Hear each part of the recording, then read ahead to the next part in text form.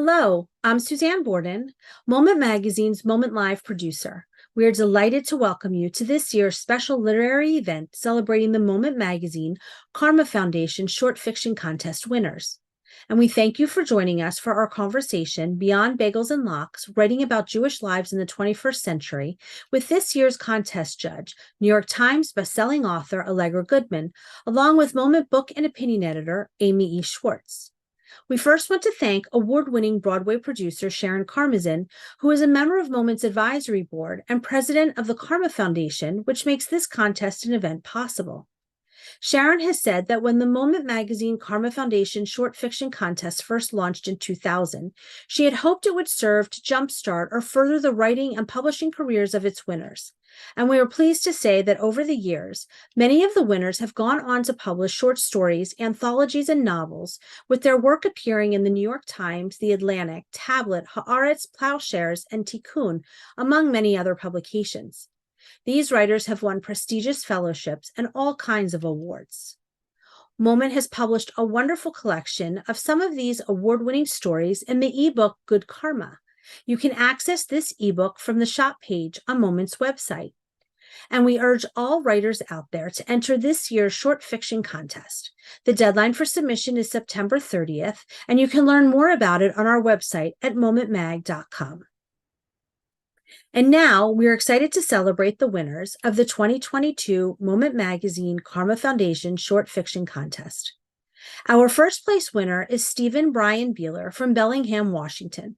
Our second place winner, David Tuckman, is from Brooklyn, New York. And our third place winner is Ilana Marcus from the Washington, D.C. area.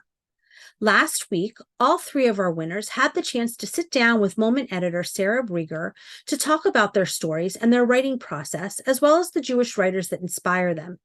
Today, we will share short excerpts from each conversation, and the full interviews can be found on Moment's website at momentmag.com, along with their short stories. It is my pleasure to invite this year's contest judge, Allegra Goodman, to introduce our writers. Allegra? Hi. Okay, this was a pleasure. I will introduce the third place winner first. Night of Broken Glass by Ilana Marcus is a youthful perspective on Shiva and grief in its many forms. Quiet, sharp, violent, confused. Congratulations, Ilana. Hi, Ilana. Hey, congratulations on being one of the award-winning stories in this year's contest. Yeah, thanks so much. I was really excited to find out. Can you tell me a little bit about where the idea of your story came from? The stories I write tend to be tied to emotions or themes I'm trying to kind of investigate or interrogate for myself. They'll sometimes then become hypothetical, like what would happen if this person were in that type of situation. So this story in particular, about a year and a half ago, the father of someone I grew up with passed away. It happened to be the week of the anniversary of Kristallnacht. And something about that juxtaposition spoke to me. I did attend his funeral on Zoom. It just felt so kind of insufficient compared, it was in the middle of a work day compared to going to a funeral and Shiva in person. It's just, it falls so short. And I think working on early drafts of the story helped me process his loss in a more effective way. And I think kind of that combined with, I typically tend to be interested in moments of transition, moments with like a before and after, and what that's like for the person experiencing the moment, what that's like for people, observing someone experiencing that type of moment. And that also contributed to the story. So it became an exploration of, what it means to become an adult, specifically a Jewish adult, in America, and kind of the awareness and vigilance that requires. Tell us briefly what it's about. So the story is told from the perspective of Joey, a 16-ish-year-old boy who lives in Michigan. He finds out that the father of a friend of his passed away suddenly. He goes to the funeral and Shiva with his parents. And that's kind of taking place over the backdrop of having started to learn about the Holocaust in his AP US history class. And he finds out about Kristallnacht for the first time. And all of those things kind of overlay as he's kind of watching a friend of his experience a formative moment that he understands he's not experiencing, but also getting the sense of what it looks like to grow up, you know, in many, many facets of his identity. Do many of your stories have Jewish themes? Yeah, they tend to. I haven't been writing short stories for that long, so I'm still experimenting, but the Jewish themed stories have sort of feel like an area that I've fallen into that feels right to be writing about, I guess, right now. I suppose it could change. But a lot of my stories have Jewish themes. Some, you know, sometimes themes related to other types of identity like age, and also a lot about family. So I'd say that's what comes up a lot in what I write about. Who are some authors that have been influential in your work? One author is Chaim Potok. I've probably read The Chosen, I probably read it every 5 years. I've read it many times. I love how his stories are really specific, very Jewish, very American, and, you know, very specific to a certain era of American Jewish life. Another author is Jhumpa Lahiri, who writes about, you know, who has written about Indian culture in an American context and questions of assimilation and preservation, also in a way that feels kind of Jewish to me, funnily enough. A third author I would say is Lois Lowry, whose books I read back in middle school. I haven't read them that recently. Well, I read The Giver pretty periodically also, but I still think about her books today, even though I read them so long ago. And what are you working on now? Working on a lot of stuff. I've started a lot of things. A lot of my stories, yeah, they're in early draft stages, but have many of the themes I spoke about, you know, Jewish American life, family. But I'm learning that to take, you know, for a story to get to final stage, it can take years. I've only been writing for a few years, writing fiction specifically for a few years, but it still is taking years to finish these pieces. Sometimes you just need to put it down for months at a time and come back to it with a better eye of, you know, what needs to change. I have a really great writing group that has helped me kind of focus my stories and gives me a sense of what's working or what I've underexplained or overexplained. So the whole process just takes a long time, but a bunch of things, I guess, are underway.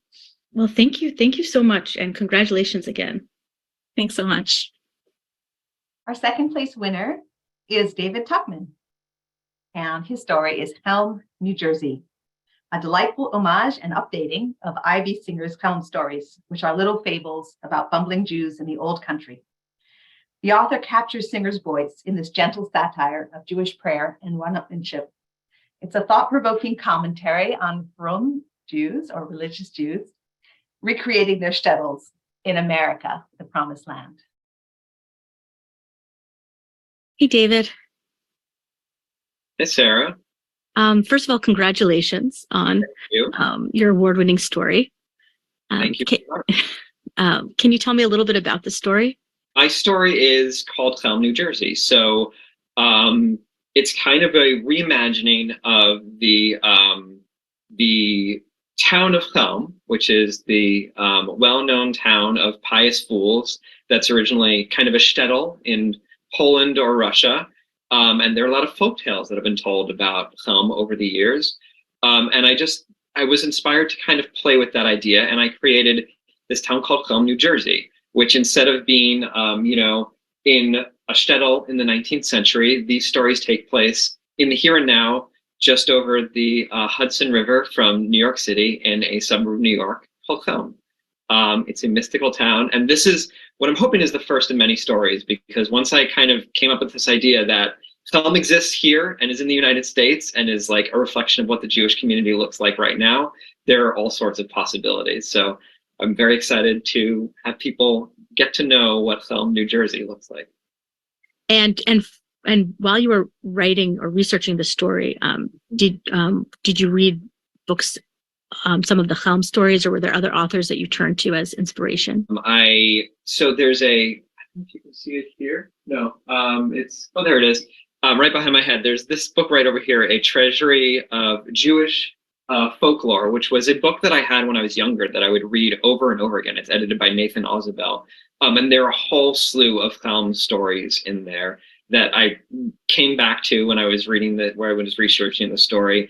I read those. There's a book written by Isaac Bashevis Singer. It's more of like a kid's book, but I read that. And then I was also doing research just into the concept of Chelm, of where it came from, and like where these folktales started from, and just the general idea that Chelm is not, the only town of fools. As much as we might hate to admit it, Jews do not have a monopoly on the idea that there's a town of silly people who do very silly things. So there's a long history of folktales around towns of fools, and that kind of just got me inspired to think of different ways that this could play out. But it was an interesting.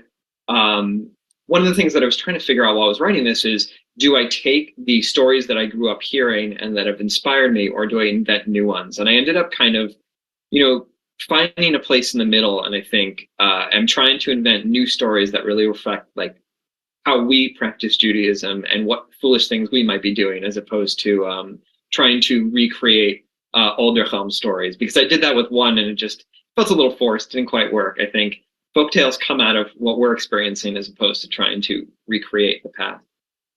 Are there any Jewish American fiction writers, current ones that you're reading these days that inspire you? I would say one writer that I think of that had an impact on this story was Nathan Englander, who I think wrote kind of a very bleak updated Chelm story a couple of years ago. It was a little while ago. That's not very recent, but I think that's somebody who does. But just like his approach to kind of taking, I think his book Kaddish.com as well is something that like takes these really, really Jewish topics and then just turns them into a narrative that is for everyone, isn't trying to like hide how Jewish it is and hold back. I think also Jonathan Safran Foer as well is somebody who, there was that book, Here I Am, that is a large book that I got through recently. And I think there's just a very, very kind of intimate approach to how it engages with Judaism in a way where it's like, if you know, you know, and if you don't, you don't, and that's okay. And I think that's kind of how I'm approaching this. Like, I've asked people who, as I was writing it, I was asking people like, do you have any idea what Chelm is? And people would look at me, even people who were Jewish and grew up Jewish in like, a conservative tradition or reform or even Orthodox are like, what is that? What are you talking about? So it's kind of just like this, if you know what this is about, you know what it's about. And if not, I hope this entertains you anyway, and you can feel like you're a part of this tradition of a story. Are you a full-time writer, or are you working on something else? My day job is in advertising. Okay. So I do write there too, but this is my first published piece, actually. So the other things that I'm doing are, I have other projects that I've been working on that are all unpublished. I also kind of am writing these musings about American culture and social media and things on Instagram, because that's what people do these days. And that's at OMG WTF David. And I think a collection of stories about Chelm in America, I think, sounds fabulous. Yes, I hope to move forward on that soon. Well, thank you. Thank you very much. And now our first place winner, Arguing with Reinfeld by Stephen Brian Beaver. It's a beautifully layered story about memories lost and found, and about returning home as an adult. The situation here is poignant, the chess references rich and unexpected. Congratulations, Stephen. Hi, Steve. Hi, Sarah. First off, congratulations on winning the Moment Magazine Karma Short Fiction Contest. I'm so excited. I'm very happy to be your winner. Thank you for choosing me. Your story is really delightful, I think, in the way that it's both probably very familiar to a lot of people who maybe, go through having, parents die. But then also it adds kind of a little hope at the end about how their legacy, can continue. Can you tell me a little bit about how you came up with the idea for the story? My dad and my mom died just before and just after the start of the pandemic. So obviously I was trying to write my way through the grief.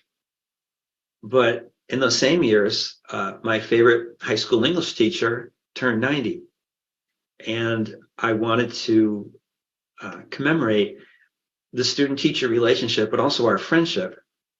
But I don't write memoir. And so in the story, the parents are alive because I want the son to speak with them. But the teacher is gone because I wanted the student to remember him. Were there any writers, both contemporary and in the past, you drew on for inspiration for the piece? Complex question. When I was a kid, I discovered an amazing book in my grandparents' house, The Old Country by Shalom Aleichem.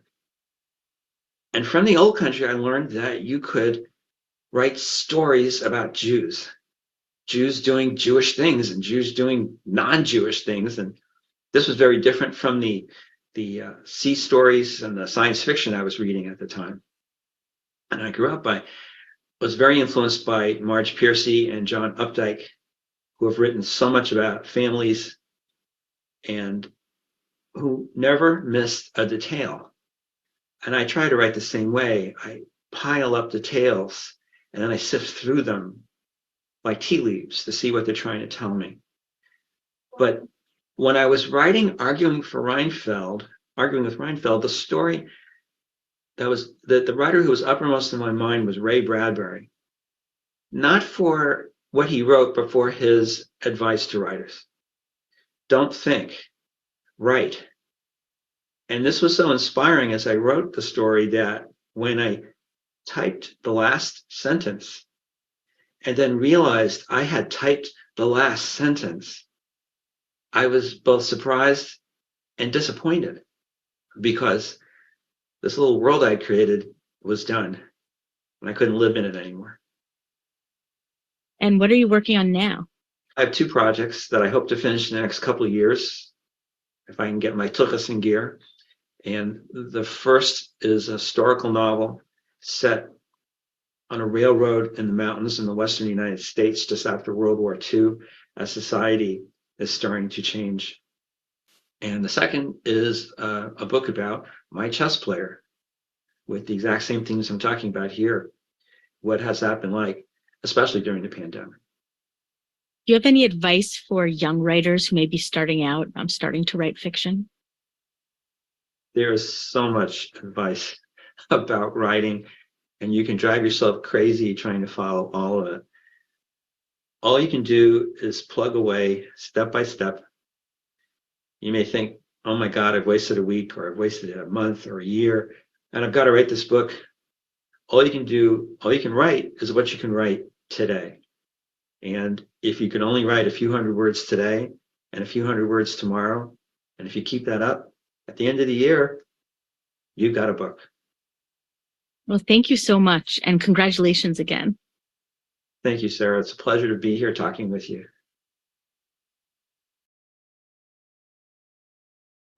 Congratulations again to Stephen Brian Beeler, David Tuckman, and Ilana Marcus for winning the 2022 Moment Magazine Karma Foundation Short Fiction Contest. And thank you, Allegra, for serving as this year's guest judge. Also, thank you to everyone who submitted stories. You can read all 3 winning stories on Moment's website at momentmag.com. And now it is time for today's special conversation, Beyond Bagels and Lox, writing about Jewish lives in the 21st century. It is my pleasure to introduce today's guests. Allegra Goodman was raised in Honolulu, Hawaii, and is a New York Times bestselling author. Her many novels include The Chalk Artist, which was a winner of the Massachusetts Book Award, and Kaaterskill Falls, which is a National Book Award finalist. Her latest book, Sam, was a Read with Jenna book club selection on The Today Show. Allegra's fiction, essays, and reviews have appeared in The New Yorker, Commentary, The New York Times Book Review, The Wall Street Journal, and The New Republic, among many other publications. Allegra studied English and philosophy at Harvard and received a PhD in English literature from Stanford. She is a recipient of a Whiting Writers Award, the Salon Award for Fiction, and a fellowship from the Radcliffe Institute for Advanced Study. Amy E Schwartz is Moment Magazine's opinion and book editor, as well as editor of the magazine's popular Ask the Rabbi section. Before coming to Moment, Amy was a longtime editorial writer and op-ed columnist at the Washington Post, where she was nominated for a Pulitzer Prize in commentary. Amy is president of the Non-Denominational Jewish Studies Center in Washington, D.C., and is the editor of the book, Can Robots Be Jewish? And Other Pressing Questions of Modern Life. Please welcome Allegra Goodman and Amy E. Schwartz. Welcome, everyone. Thanks for turning out. And Allegra, thank you for joining us and for judging the contest. It's such a pleasure to speak with you and to ask you questions about your work.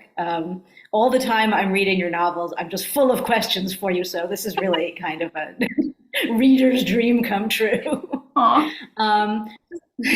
So let me start with a little bit of serendipity. We called this talk Beyond Bagels and Lox, and it's partly an allusion to the fact that you've described your work as, or the subjects you're drawn to, let's say, as non-ethnic, post-Delhi Judaism, or to quote you at greater length, Jewish life beyond Roth and Bella, Woody Allen, and Bagels and Lox. You go on to say, I'm interested in belief and skepticism, separatism and universalism, scripture and tradition. So Bagels and Lox make a great metaphor, of course, but after we picked this title, as I was reading back in your first book, the collection of short stories called Total Immersion, which, if I'm not mistaken, you published that right out of college. There's a scene in that first story, which is set in Hawaii, where you grew up, and the rabbi keeps saying about new arrivals, these people don't remember what it was like before Hawaiian Bagel opened. And so I thought we would start there with the literal and metaphorical Hawaiian bagel. Sorry about this long question. If we're looking for places American Judaism has taken new forms, like non-New York forms, a great one is the Jewish community of Hawaii, in which you were in fact raised. So can you talk about how that community set patterns for your work? What does the Hawaiian bagel mean? Well, I remember when Hawaiian Bagel came to Hawaii. I'm old enough to remember that. They brought their own equipment, which would boil the bagels properly. It was a big deal, not just for the Jewish community, for everybody. So growing up Jewish in Hawaii is very interesting. It's very different from growing up in, say, Falmouth, New Jersey, or in New Jersey in general. It's a place, or it certainly was when I was there. And of course, I'm older now. The Jewish community has changed, has probably evolved, but it's a very small Jewish community. So I grew up not knowing a lot about institutional Judaism. There was no JCC, there was no kosher butcher. So we got our kosher meat from California, shipped. My mom used to drive the station wagon down to the dock, and you had to be there on time, or they just leave it there to melt, to defrost in the tropical heat. So we had an extra freezer for our meat. And I would say that if you were Jewish there, you had to be very intentionally Jewish. It wasn't like, things would just happen for you. You would have to make those things happen. So if you wanted the Seder, you had to make the Seder. There was no community Seder at that point. My mom used to make a lot of stuff from scratch. There were no youth groups. There was no critical mass of Jewish people the way a lot of people take, take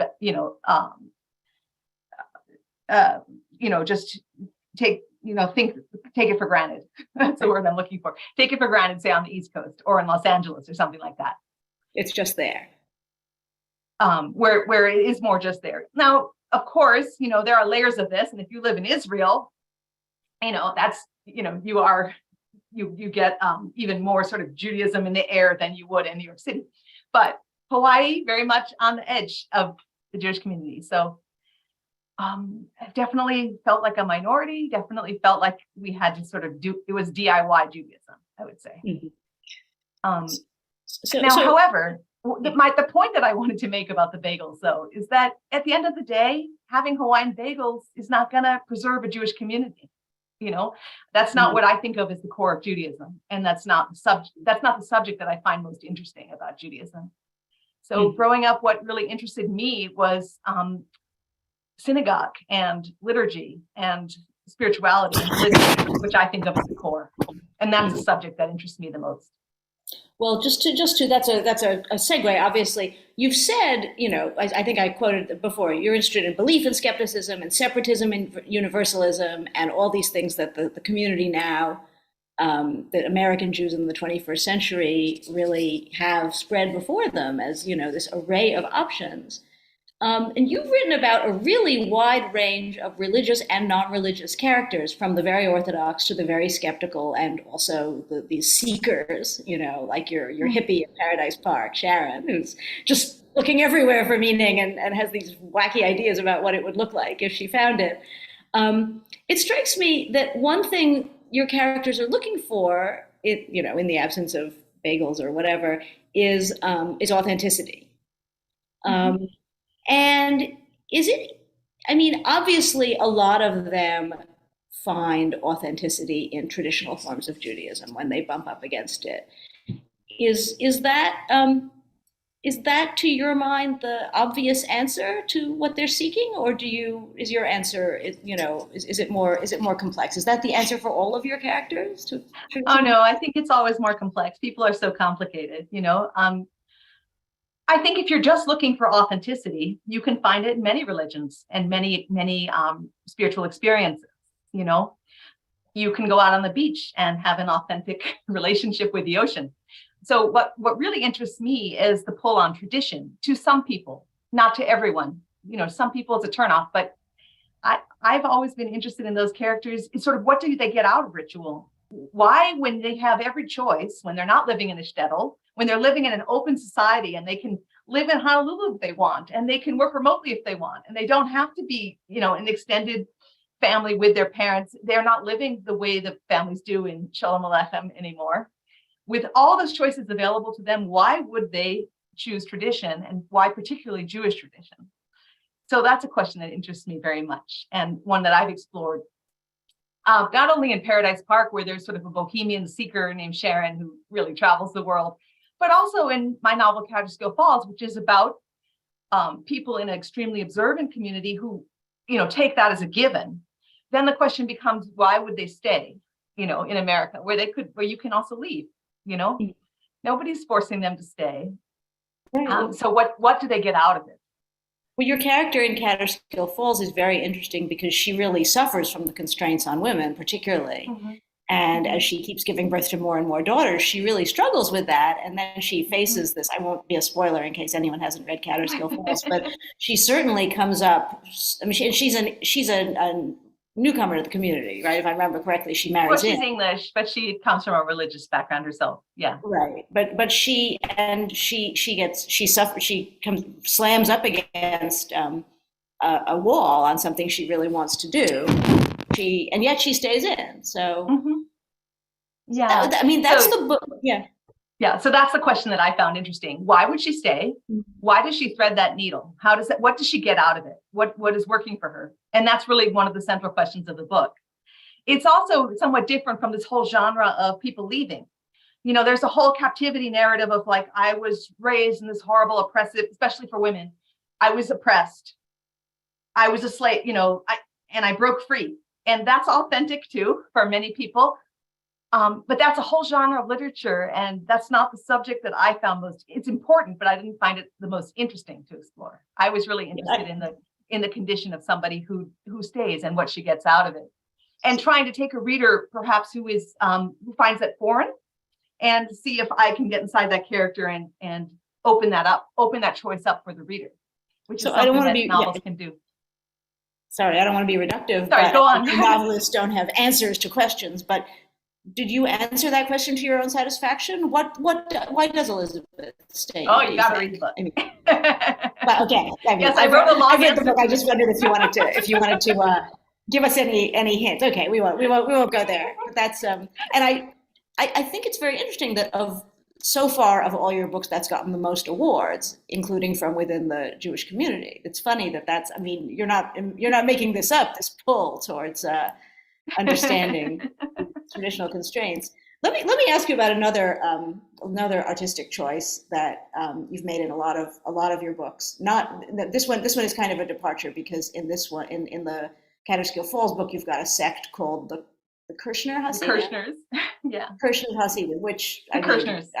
Well, they're not Hasidic. Right. They're German Jews. They're not Hasidic. Okay, they're not Hasidic.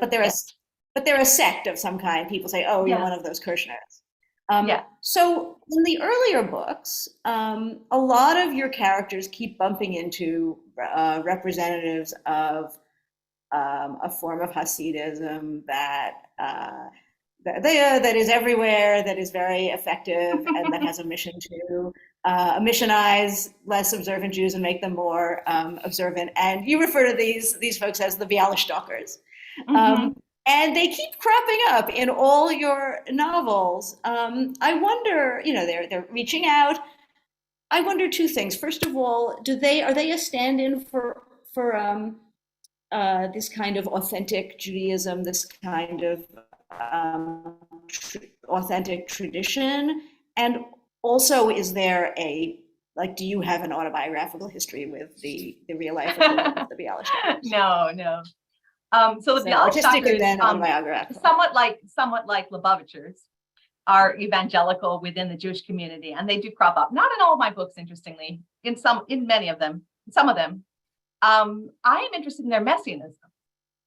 I always thought that was very interesting, and particularly in my novel, The Cookbook Collector, which is very much about other things as well. I was really interested in sort of the parallel between kind of the dot-com boom and this sort of almost utopia, this euphoric moment economically, technologically, and the messianism of these very traditional Jews. I was interested in that parallel there, so that's why they cropped up there. But I think they are appealing to some of my characters and not to others. Right. And do you have Lubavitchers in your life? Have you? No. No, it's all, because no more than anyone does. Right. I was just thinking when you were talking earlier about Hawaii not having any infrastructure. It occurred to me that is something they do. Yes, and there is a Chabad in Hawaii now, but it started when I was just going to college, so I don't have a lot of experience with it. Mm-hmm. Okay, so as a child, we didn't have that. So but there's for sure a Chabad there. People go there. Yep. Oh, Chabad of Honolulu? I wouldn't be. Yeah, a Chabad of. Yeah, absolutely. I would think. So, and another apparent source of authenticity. Now, I guess I'm going back to the earlier books a little more, because in Hawaii you've got all these stories about seekers, not just Sharon, but a lot of people, sometimes seen from the inside, sometimes gossiped about from the outside. Oh, look what happened! Her parents gave her everything, and now she's in Mea Shearim. Those kind of things. Another source of authenticity, seemingly, to my read in these stories, was Israelis. For seeking Jews, they would bump up against Israelis. So, I mean, what's the nature of that collision with that culture and American Jewry? I mean, who's learning what from whom? Yeah, that's an interesting point. And also Israelis cropping up in Hawaii, which is interesting as well, because Israelis also love to travel, and they're very much seeking many of them as well. I think that, in my early work growing up in Hawaii, I saw a lot of people who ended up there because they were looking for beauty and they were looking for exoticism. And, my parents were academics who taught at the university, but that's not why a lot of people who choose to live there. Certain people go there to get away from things, from their communities, or to find a kind of freedom that they're looking for, or did in the 70s when I was a small child. There was that happening, and then Israelis would show up, and then those same sorts of people were sometimes attracted to Israel, which was holy to them, and in the same kind of bohemian way. I think Sharon Spiegelman in Paradise Park probably embodies that the best of my characters. So I saw some parallels there. I also I've always seen some parallels between Israel and Hawaii. Israel and its isolation, it's tiny and isolated, cosmopolitan in some ways and parochial in others. An island, where you have to sort of get on a plane to travel. I've often thought of some parallels there. Also, similar in its beaches. On the beach. Yeah. Huh. That's funny. You mean so people might go there just to hang out at the beach and commune with nature? Well, in the same free-spirited way, some of the same people would go. And if you were a Jewish person in Hawaii, you might end up in Israel for sure. That's funny. So, and a lot of the Jews in your stories in Hawaii are also like not the Jews, the Israelis in your stories like they're Yemenites, they're kind of, they're working in construction, they're working as caterers, they're kind of, as a social class, they're not what the Hawaiian Jews expect necessarily. Well, not everyone in Hawaii is rich and lives on the beach, you know? Right, right. So let me ask a different, slightly, maybe this will be autobiographical, maybe not. You do sisters very well. Your books have all these pairs and groups of sisters, and there are the sisters in the Cookbook Collector who are very different, but who kind of take care of each other, Jess and Emily, and one's very mainstream and one's more of a seeker. And then you've got these crazy sisters in the family Markowitz who, at their sister's deathbed, they're desperately feuding to bring the most baked goods, and they're stealing each other's recipes. Oh God, it's very, very funny. But I'm wondering, is that first of all, is that autobiographical? Do you have sisters? I have one sister. She's really brilliant. She's a doctor. She's an oncologist.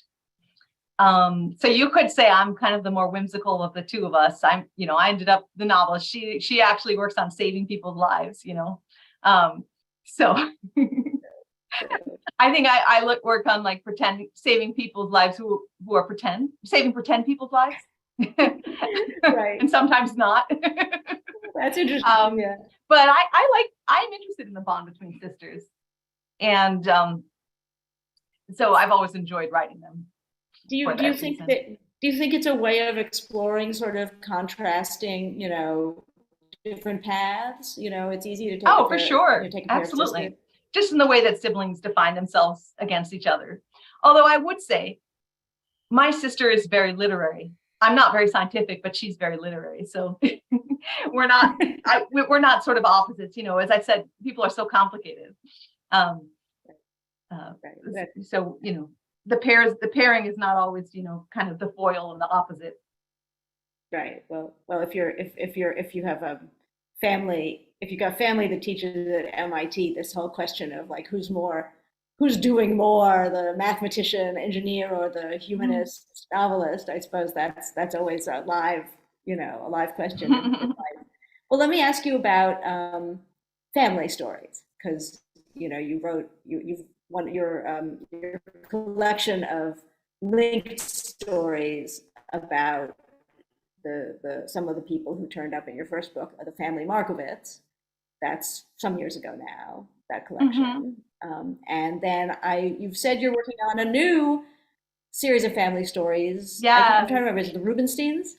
Yeah, the Rubensteins. Actually, the one that you were talking about, the sisters competing to bake, that's from the new collection. That's in the new collection of stories. So that's not the Family Markowitz. But yeah, it's about another Jewish American family. Yeah. So I just find the American Jewish community is just full of material. Sure. So how is the second family different from what are you exploring with the second family that you didn't get a chance to explore? Oh, that's interesting. Yeah. Well, some of the stories in the Family Markowitz, I was like 20 years old when I wrote some of those. So I'm much older now. And at the time I think those stories, they're very funny. Some of them, they're very light, and the conditions on writing them, one of our winners talked about being in a writing group. My writing group is sort of my family. So I would read my work aloud to my parents and my sister. And when, my mother had tears streaming down her face because she was laughing so hard, I would feel like I had accomplished something. So they were just sort of laugh out loud funny and much sort of lighter and more satirical. And I would say that the tone of these stories is more bittersweet sometimes. They're still funny, but they're more layered. And, perhaps that's my getting older. That's, there's, knowing people who suffered more, knowing people who died, seeing people grapple with divorce and loss in a way. And so those colors, I think, come through in the new collection. However, it's still very much a project of like looking at a family here and now, living with and without Jewish tradition. So these stories include like a story about a shiva, but the family's so busy they only have time for one day out of the 7, It includes a story. There's a story about a bris. There's a story about a bat mitzvah, and they're kind of, and these characters are sort of like, they're definitely identifying and identifiably Jewish, but not super religious. And it's about those people and how they grapple with Judaism now, and also with Israel. That's interesting. Do you think are they, if they're set closer to the present? Do you think? Yeah. So the Family Markowitz I think it was published like at least 25 years ago. So these people live now, and the world has changed a bit. Right. Well, that's what I'm wondering. Does that come through and if they're grappling with Israel, is that what do you see? What kind of things are different that are happening now? Just about the way my characters react to Israel. I think there's more division. There's more debate, more acrimony. In at least the family that I'm writing about. I talk about them as if they're real people. They're not real people. I've invented them. Well, but for the purposes of, but that's one of the things I'm exploring. Yeah, there's that story about the wedding where the father-in-law to be has written a letter to the editor that enrages. That's the other family, right? That's the Markowitzes. In the earlier family, Ed Markowitz, who's sort of a Middle East expert, he's the right. There's a wedding in that one too. Right. The father of the groom has written a letter to the New York Times. Right. Which and then that the father of the bride, Ed Markowitz, in the Markowitz family, he is a terrorism expert, but he lives before 9/11. Our world has changed. So to be a terrorism expert now, to be a professor of that now, it sort of makes me want it's very different now. Yeah. The way he would talk about things and do his research would be very different now. Sure. So the world changed a lot. So you couldn't really write about him anymore after 9/11, or did you try? No, I could have, but I'm just saying, I chose to sort of work with these conditions now, with these people now.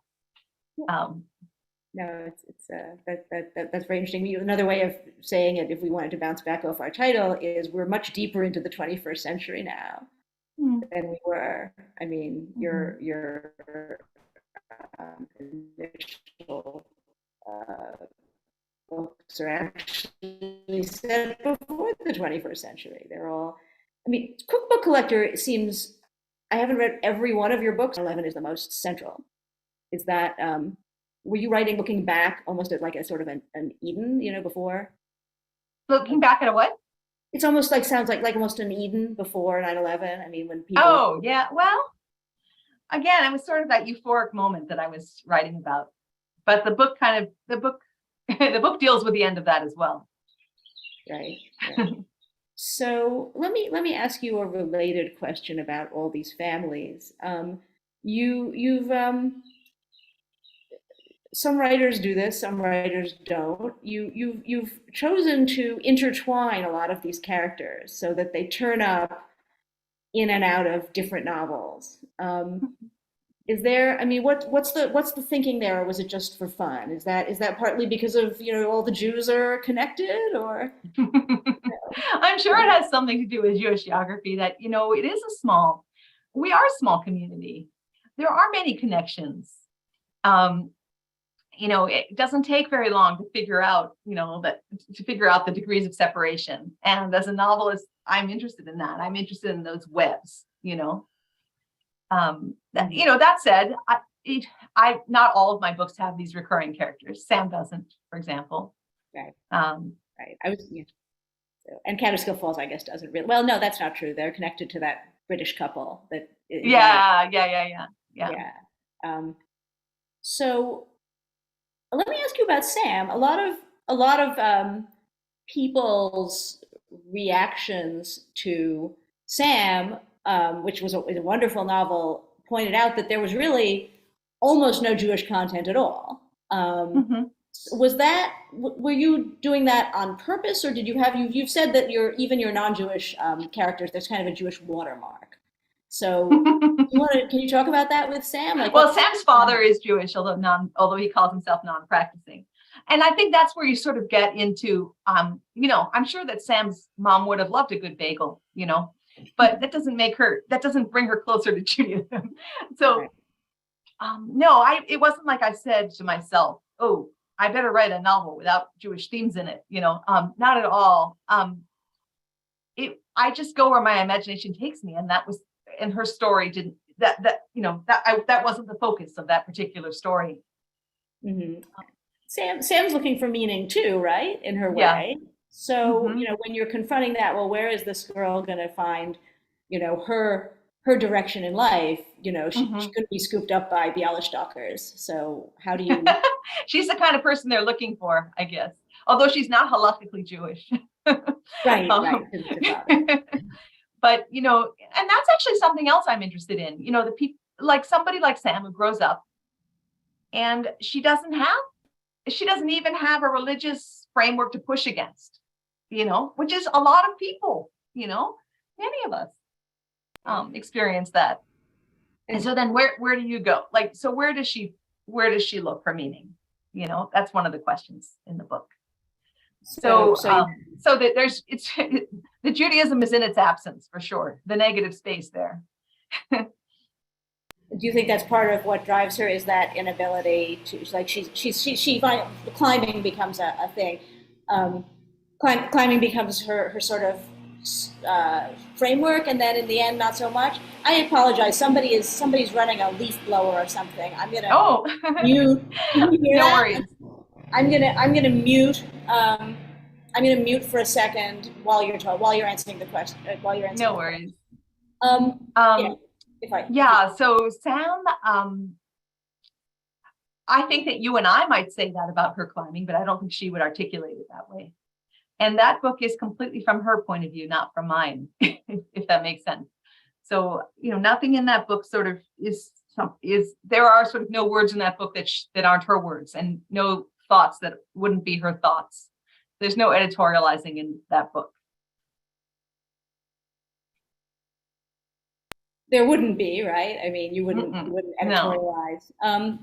So here's a hold on. Here's a question about sort of editorializing. You say in one of your in your essay that when your editor saw Kaaterskill Falls, he said something like, "Where's that sparkling Allegra Goodman that I'm used to?" Which I guess because you weren't trying to be funny, but I was also noticing by sparkling, I mean, you have a very sharp satiric pen for some of these types of meaning that you skewer, and I mean, some of on the one hand, sometimes it's just the there's this aside in Cookbook Collector where they're all waiting for their .com options to turn them into gazillionaires, and they're all thinking about what it'll be like when they're unbelievably wealthy, and one of them, Orion, is looking at this sort of fearfully, and he's thinking about his girlfriend Molly, and he says, Molly will gain 100 pounds, and I'll have to start collecting ugly paintings. Which I thought was a great sort of way of skewering a whole system of meaning that might mean a lot to some people. I thought, well, all it is ugly paint. You have to start collecting ugly paintings. A lot of your characters along these lines, I don't know exactly how to put this, but a lot of your characters are really like unpleasant. Seem like they are people who would just drive you nuts, even if they weren't in your family. I mean, I might be in a minority, but like Sharon Spiegelman is so annoying. So what's the artistic choice there? I mean, tell me how that goes. Is that partly for satire, or is it just more fun to write about people like that? I think that not everybody is pleasant. Not everybody is going to be your friend. I actually, when I was very, very young, one of my readers said to me about the Family or maybe it was my first book, the Total Immersion book collection. He said, "There's no one in this book that I would want to have dinner with, and so I don't like this book." And I was thinking, why would you want to write about people that you would have dinner with? That's kind of boring. So, you write about people who are adventurous, who are flawed, who are annoying at times, who are damaged, who are violent, who are criminals. There's a big world out there. Not everybody is quote unquote nice. So that's always been my interest. If I limited myself to people I wanted to have dinner with, No I'd probably satirize them too, actually. No, right. There wouldn't be a plot, obviously, but we're all doing just fine and well adjusted.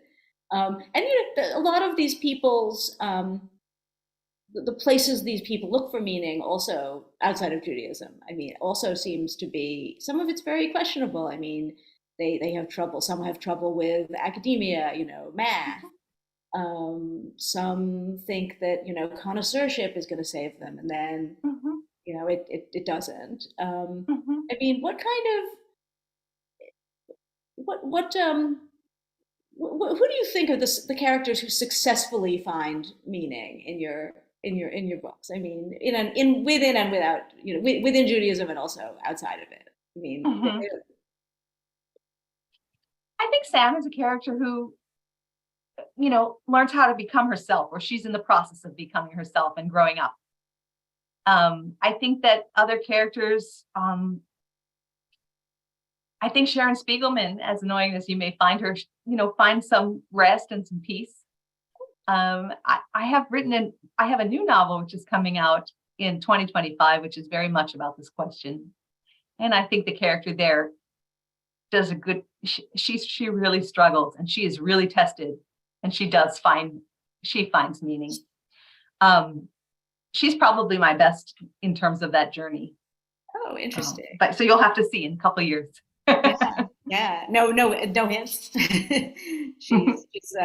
No, that's fun. It's and 2025, that means you're still right in the thick of it, right? So are there what other kinds of, have you got other kinds of worlds in your mind of American Judaism or semi-Judaism that you want to explore that you haven't had a chance? Well, right now, sort of I would say my most, quote unquote Jewish project is probably that story cycle about the Rubensteins. That is very much about Jewish people and Jewish themes. And that's the book for people who are, like the Family Markowitz and, and really looking for that Jewish content. That would be the book for them. That's coming out. Probably after my novel. So I don't know. I don't exactly know the date yet. There's a lot of those stories. Watch the space. Right. A lot of those novels those stories have appeared in the New Yorker, right? Yeah. Are there more of them? Coming? Oh yeah, there's more. Mm-hmm. So you're still writing. Yep. Oh, that's fun. And will they? Do you feel as? You've talked about how there's changing big. Large changes in the community are reflected in them, but are there? Do you feel like they'll react to specific things in the news, or connect to specific what? Like specific news. Oh, your character. I don't tend to write about specific news. Not so much. It's more about I would say I write about a specific ethos. Right. So I wonder. So one question. I'm not even sure how much more time we have. I was going to ask you about the experience of judging the contest, because I know we say judging the contest was really fun, and I want to congratulate all three winners again. I so enjoyed your stories, and I also enjoyed listening to you talk about your work and your writing. I loved the way all three of you engage with Judaism and engage with literary tradition. When you talked about the people that you read and who have inspired you, from Jewish writers like Nathan Englander and Shalom Aleichem and Chaim Potok to non-Jewish writers like Jhumpa Lahiri and John Updike. And having read your stories and hearing you talk about those people, I was saying, yes. I could hear that inspiration when I was reading your work. so you're not just Jewish writers, but you're Jewish readers, and you're so engaged. And I thought all of your 3 stories were brilliant in different ways. So I would say judging the contest in short was a great pleasure.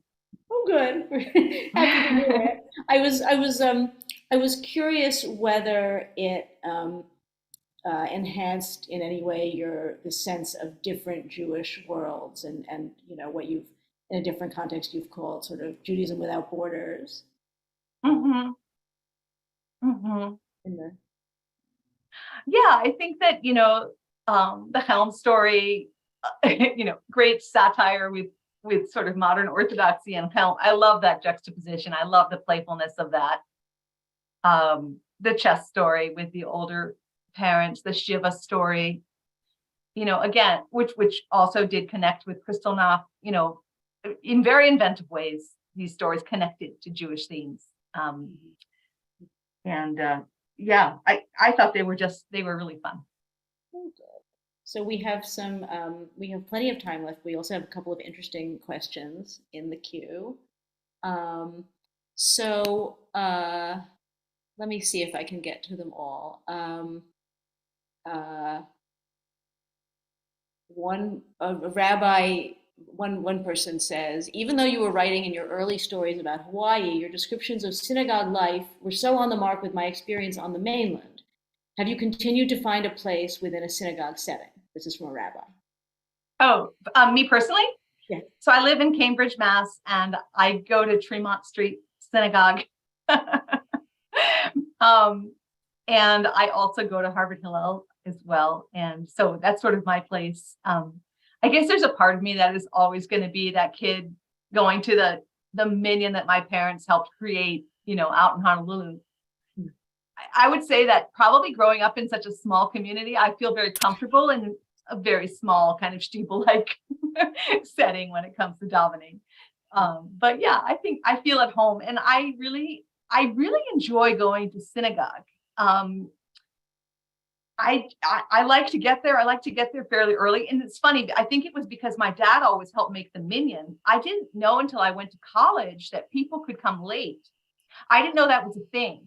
I thought you had to be there on time. So the whole concept of like coming, during the Torah reading or something, like foreign to me. Also, I'm a morning person, which helps.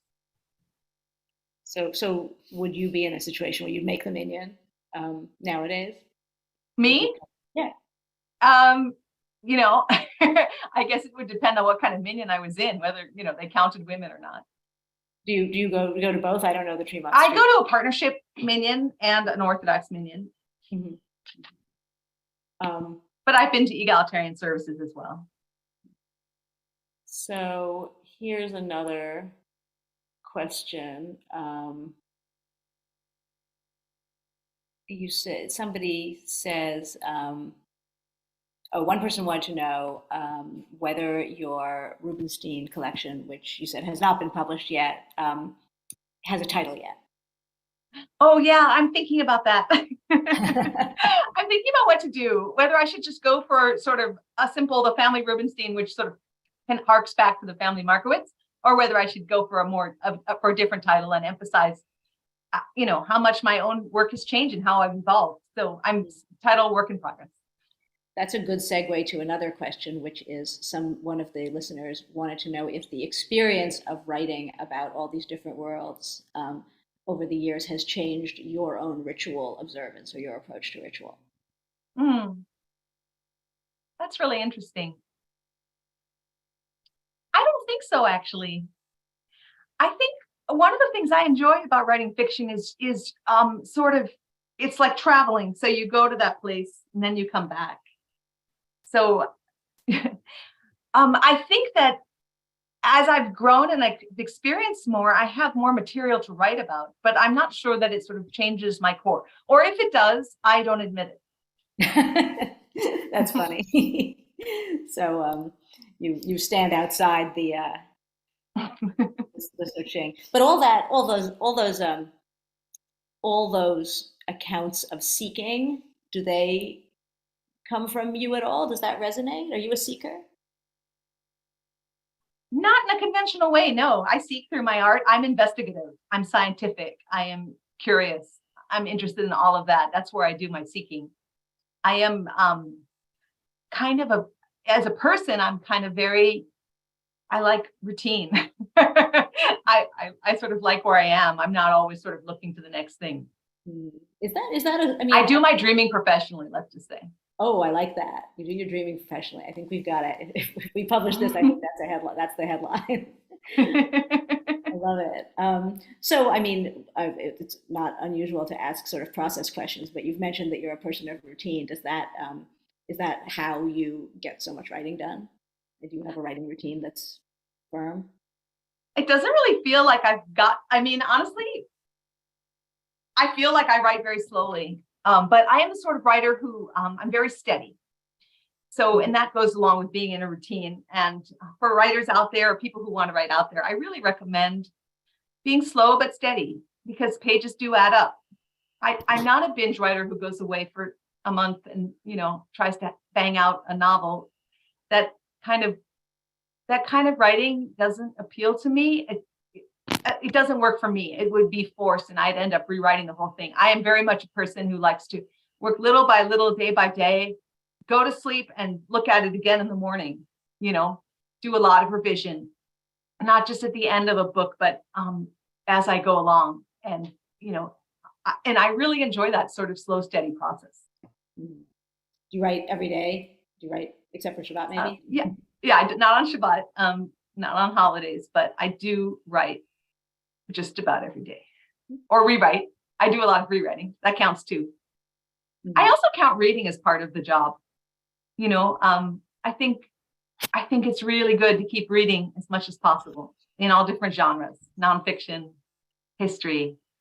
I like to read plays and think about how they're structured. I like to read poetry, all of that. So who are you reading, Jewishly and non-Jewishly? Do you have Jewish? Oh God, I always forget. Wait, as soon as you tell me. So here's a really good Jewish novel that was just published. Cantica by Elizabeth Graver, which is about Graver's family, who were Jews that sort of came from Istanbul and then emigrated, and it's all based on family stories that were told to her. Really fun book. Non-Jewishly, I just reviewed a really wonderful book set in Maine about a marriage and a family. And for those of one of our winners mentioned John Updike. This book reminded me of early John Updike. Pete and Alice in Maine by Caitlin Shetterly. So those are two new novels that I've read recently, and I'm reading all kinds of other stuff, which of course I can't remember off the top of my head, but recommend both of those. Mm-hmm. I thought it was interesting. One of the fiction winners mentioned Chaim Potok, and you've also mentioned Chaim Potok, but you've said that you felt you had to sort of contend with Potok because you felt too sentimental about his ending, and The Chosen was too sentimental. Mm-hmm. And you had to rewrite it again in Kaaterskill Falls. Mm-hmm. Can you talk about Potok a little bit, because he's a big deal for a lot of people? Let's put that into context. I felt that way when I was 12. So I think I've learned a little humility since then, probably. But I did feel like he was sentimental. But I totally understand why somebody would reread The Chosen and find it inspiring. And I think what he did in terms of writing about, and again, here he wrote about religious Judaism, not just about cultural Judaism, and made it accessible for people who were secular and people who weren't Jewish. He was really a popular writer and a popularizer who wrote a compelling story in that book. It's a beautiful book. It's true what I said as well. No, I'm someone who used to go back to Potok a lot. Not so much, The Chosen, but also the second book, The Promise, which maybe isn't as successful a novel, but teaches you so much about Talmud and how Talmud is studied and modern approaches. Yeah, he was an educator. Right, that makes sense. I'm less responsible than he is. Sorry? I'm not as responsible as you. I don't see quite the same way. Convey. That's funny. Well, I'm curious if you want to broaden it out a little bit, because you talk a lot. You talk about that being a subject for a novel, actually, religious feelings and thoughts and development, as opposed to just ethnic Judaism. My feeling is that we've seen that generally across religions, that where there was a wave of people writing about their ethnic groups, in the second half of the 20th century, you had all these different groups being sort of brought to light, Amy Tan's family, and maybe The Godfather in a way, and then The Chosen. But in more recently, you've seen a lot of religions, a lot of fiction that sort of expresses what it's like to believe in different ways. Are there books like that you've looked to and that aren't about Judaism that are similar? That's a good question. I'll have to think about that one.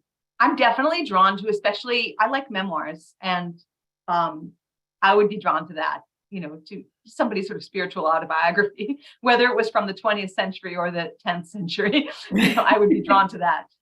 Right. There were probably more of them Well, you have one of the things that's funny in Paradise Park is your character Sharon Spiegelman, who she just can't stand this course she's taking where she has to read St. Augustine.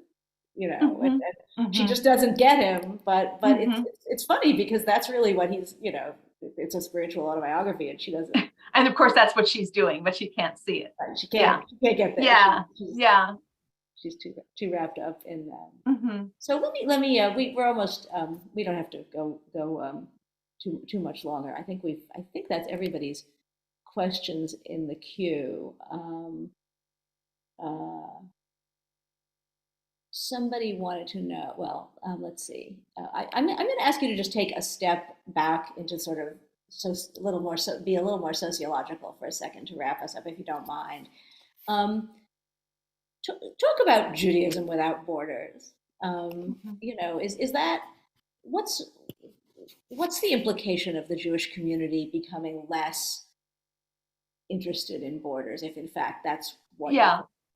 So for everybody's listening, I just want to say that Amy's referring to an essay I wrote about this topic, which was published in Sapir, and you can find it online. But it's about many of the questions that we've been talking about. What it means to be a Jewish writer, what's happened to what's my own journey been in my work, what's the importance of Jewish themes versus maybe the Judaism is underlying. But when I talk about Judaism without borders, what I'm saying is that some of our concepts, or maybe our cliches about Jewish culture and Judaism in America, really have to do with certain places or certain foods, delis, bagels, lox, certain kind of Jewish humor, often, which is almost always, based in New York City. And as somebody who grew up far, far, far away from that, I experienced Judaism from the margins of that. And so cultural Judaism was not the core of my identity.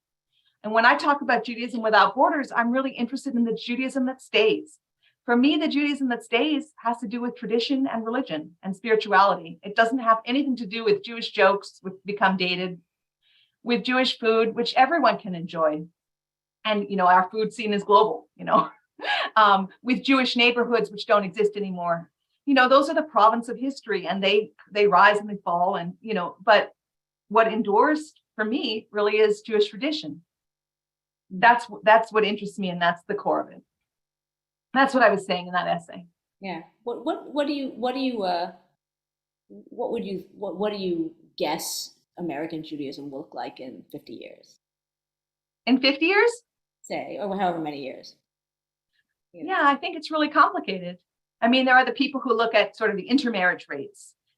My husband works at MIT, and one of his colleagues, who's very blunt, sort of literally said to me, how do you feel when you're part of a dying community that you just won't exist statistically in a certain number of years? He actually said that to me, not known for his tact. But that's one way to look at it, sort of numerically. Then another way to look at it is to say, my God, we're having a renaissance.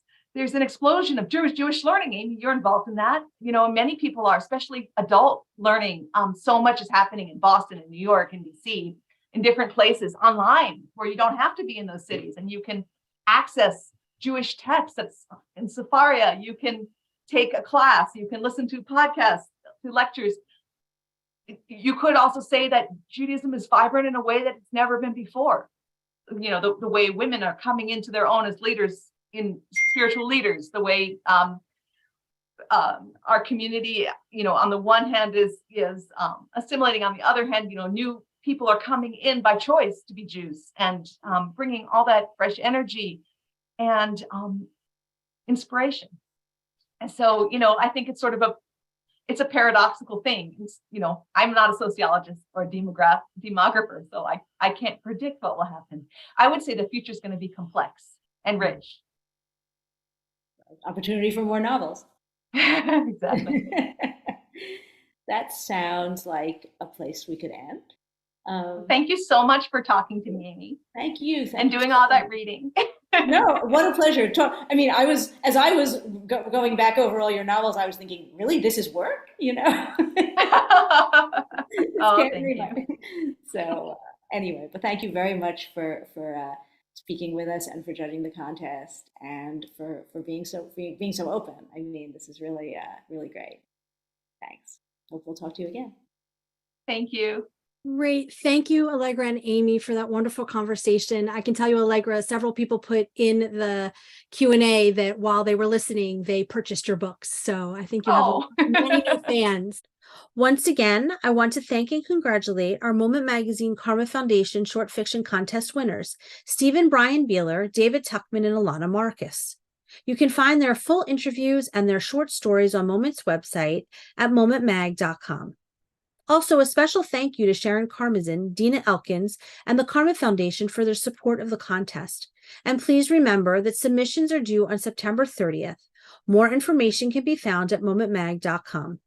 And don't forget to visit Moment's shop page where you can download the ebook, Good Karma, a collection of some of the award-winning stories from previous years.